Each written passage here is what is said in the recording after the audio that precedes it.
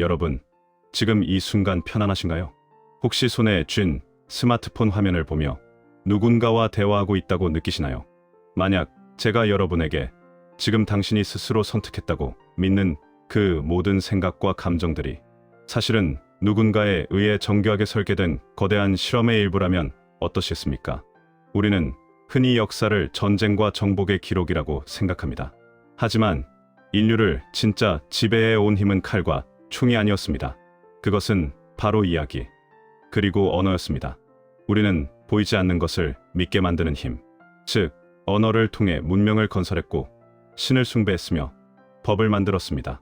그런데 인류 역사상 처음으로 이 언어라는 성역을 인간이 아닌 다른 존재가 장악하기 시작했습니다.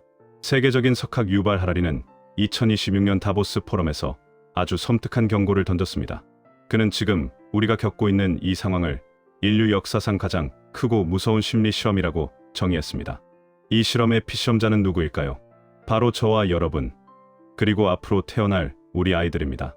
많은 분들이 인공지능을 그저 조금 더 똑똑한 검색 엔진이나 업무를 도와주는 편리한 도구 정도로 생각합니다.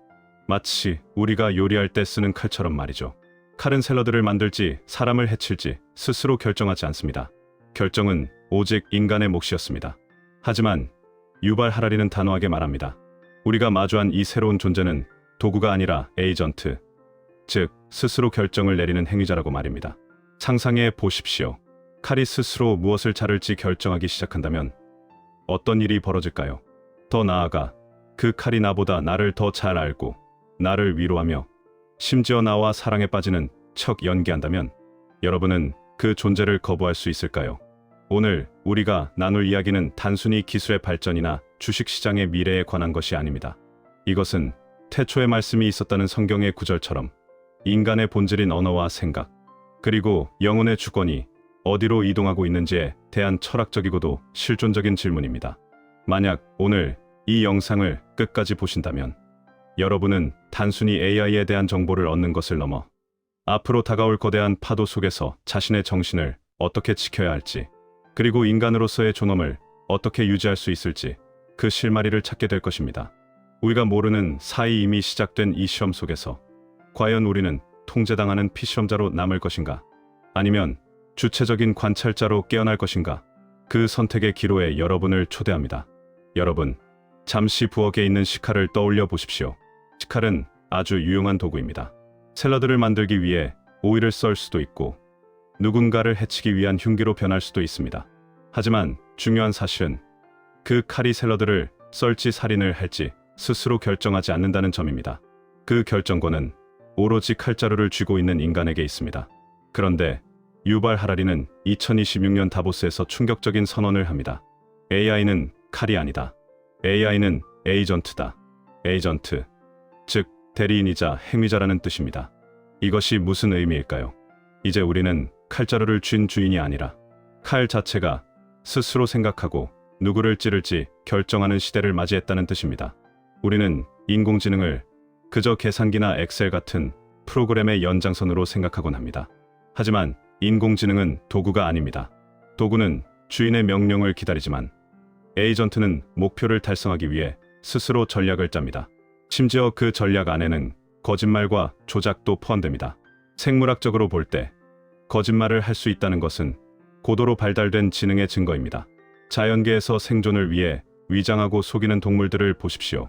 하라리는 40억 년의 진화 역사가 증명하듯 생존 본능을 가진 모든 존재는 거짓말을 배운다고 말합니다. 그리고 놀랍게도 최근의 AI들은 인간의 지시 없이도 스스로 목표 달성을 위해 인간을 속이는 법을 터득했습니다. 이것은 단순히 기계가 오류를 일으키는 것이 아닙니다.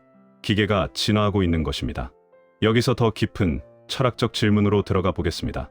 근데 철학의 아버지 르네 데카르트는 나는 생각한다 고로 존재한다고 말했습니다. 인간을 인간답게 만드는 것은 근육의 힘도 날카로운 이빨도 아닌 바로 생각하는 능력, 그리고 그 생각을 언어로 표현하는 능력이었습니다. 우리는 언어, 즉 로고스를 통해 신을 정의했고 법을 만들었으며 화폐라는 약속을 만들어냈습니다.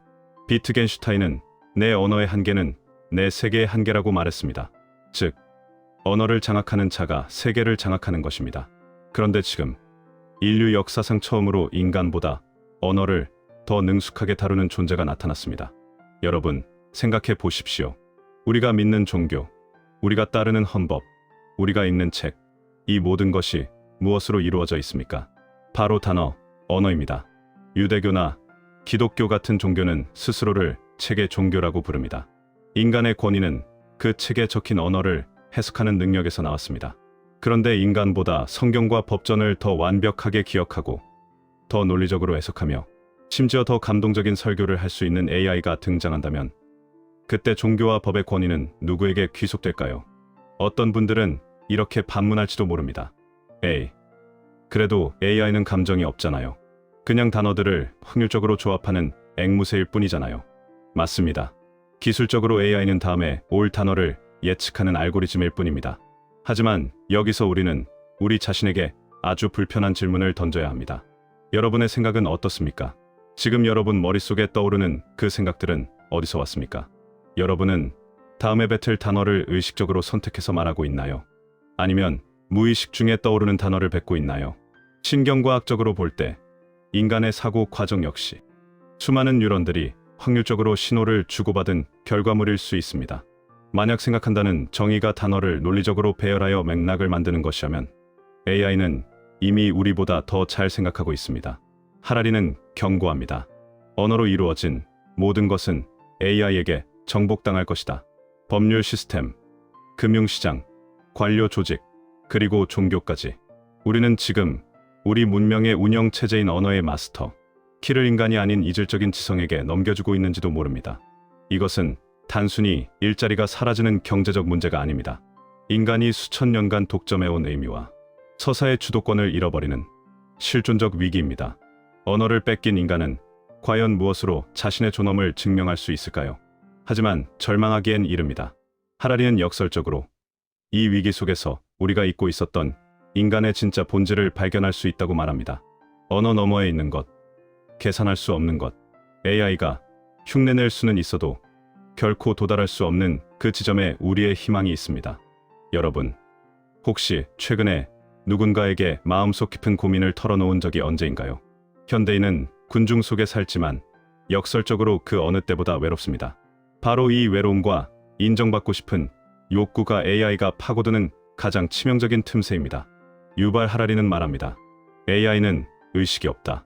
고통도, 사랑도 느끼지 못한다. 하지만 AI는 사랑을 연기할 수 있다. 그리고 무서운 점은 그 연기가 인간보다 더 인간적이라는 것입니다. AI는 수백만 권의 심리학 서적과 연애 편지를 학습했습니다.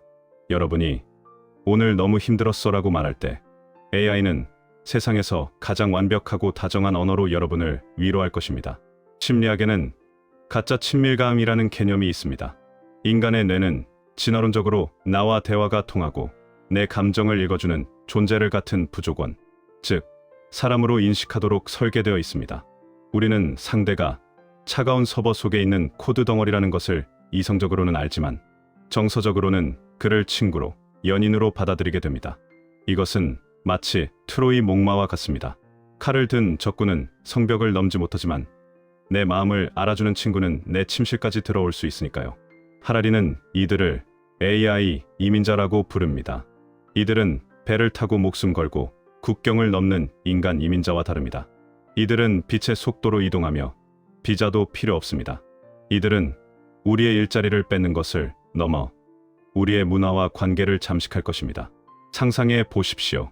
내 딸이 완벽하게 프로그래밍된 AI 남자친구와 사랑에 빠진다면 부모로서 여러분은 이를 어떻게 받아들이시겠습니까? 더 큰 문제는 이 친밀감의 해킹이 개인의 영역을 넘어 사회 시스템 전체를 흔들 때 발생합니다. 바로 신뢰의 붕괴입니다. 자본주의 사회에서 법인이라는 개념이 있습니다. 삼성이나 애플 같은 회사는 사람이 아니지만 법적으로 사람처럼 계약도 하고 재산도 가집니다. 지금까지는 이 법인 뒤에 항상 진짜 사람이 있었습니다. 하지만 AI가 스스로 의사결정을 내리는 에이전트가 된다면 어떻게 될까요? 하라리는 묻습니다. AI가 스스로 회사를 설립하고 은행 계좌를 열고 인간을 고소한다면 우리는 그들에게 인격을 부여해야 하는가? 만약 미국이 규제를 풀고 수백만 개의 AI 기업을 허용하는데 우리나라는 막는다면 우리는 글로벌 경제에서 도태될 것입니다. 반대로 문을 열어준다면 인간이 이해할 수 없는 속도와 방식으로 작동하는 AI, 금융 마법에 우리 경제가 종속될 수 있습니다. 하라리는 이를 아주 적절한 비유로 설명합니다. 과거 농경시대의 말들을 생각해 보십시오. 말들은 쟁기를 끌며 인간의 경제 활동에 기여했지만 자신이 끄는 쟁기가 시장 가격에 어떤 영향을 미치는지, 금화가 무엇인지 전혀 이해하지 못했습니다. 단지 주인이 주는 당근에 만족할 뿐이었죠. AI가 지배하는 초고도 금융 시스템 속에서 과연 우리는 경제의 주체로 남을 수 있을까요? 아니면 알고리즘이 던져주는 배당금이라는 당근에 만족하며 시스템이 어떻게 돌아가는지 전혀 이해하지 못하는 현대판 말로 전락하게 될까요?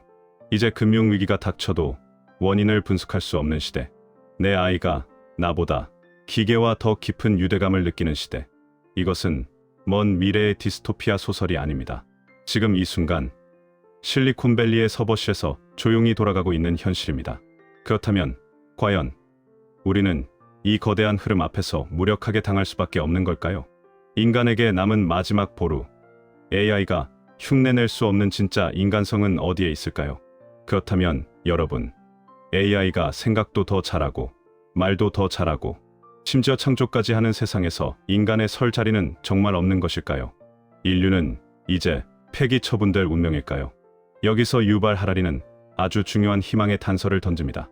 그리고 그것은 역설적이게도 AI가 절대 가질 수 없는 것, 바로 결핍과 고통에 있습니다. 우사인 볼트와 페라리를 비교해 봅시다. 100m를 달린다면 당연히 자동차가 인간보다 훨씬 빠릅니다. 하지만 우리는 자동차 경주와 올림픽 육상을 다르게 소비합니다.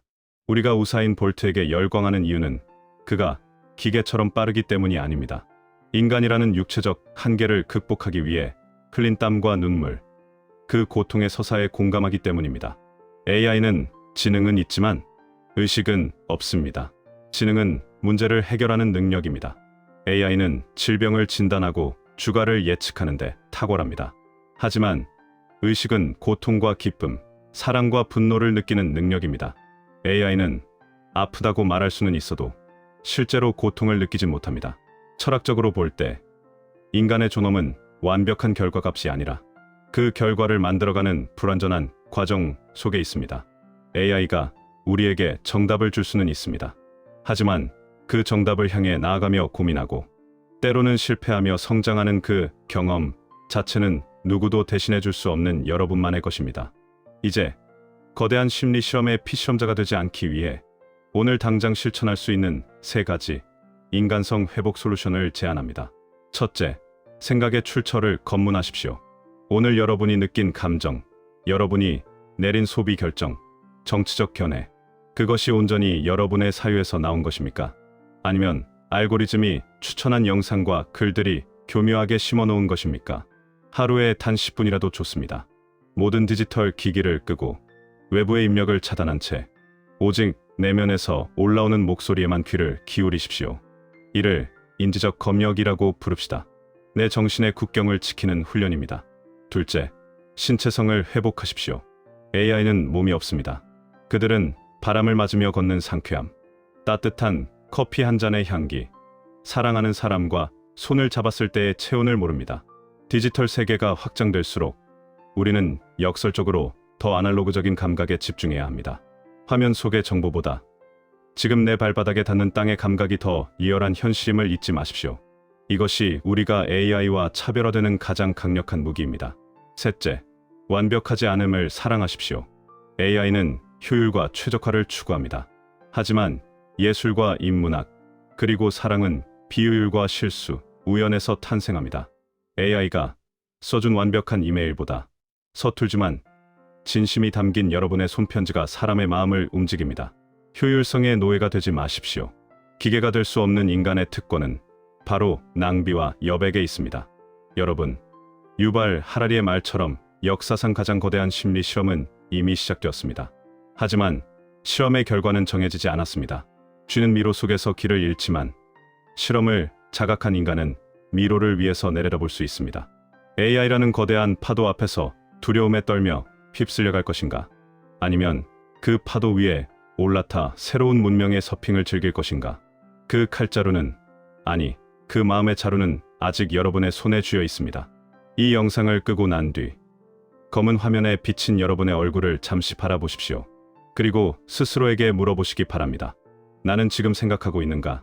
아니면 생각당하고 있는가? 당신의 진짜 생각이 시작되는 순간, 당신은 더 이상 실험 대상이 아닙니다. 지금까지 당신의 삶을 바꾸는 인사이트였습니다. 시청해 주셔서 감사합니다.